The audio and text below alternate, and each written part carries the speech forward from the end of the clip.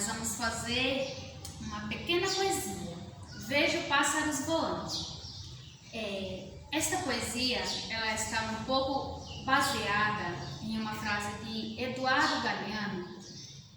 A utopia está lá no horizonte. Me aproximo 2 passos, ela se afasta 2 passos. Me aproximo 10 passos e ela se afasta 10 passos. Para que serve a utopia? Para me fazer caminhar.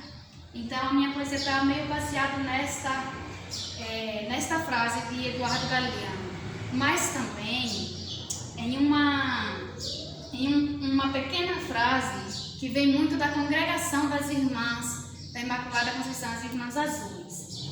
Quando elas estão fazendo os encontros, elas falam muito da inquietação do coração. Inquieto está o meu coração. Ou seja, quando o coração está inquieto, é porque tem algo a ser feito. Então, a minha poesia, que mais tarde será uma música, quando eu colocar no dia, ela está baseada nessas duas frases. Tá bom? Vejo o pássaro voando. Vejo pássaros voando, eu também quero voar. Com os pés fincados no chão, eu quero mesmo sonhar. Vejo a vida passando, quero lhe acompanhar. Sei que viver não é fácil, mas vale a pena tentar.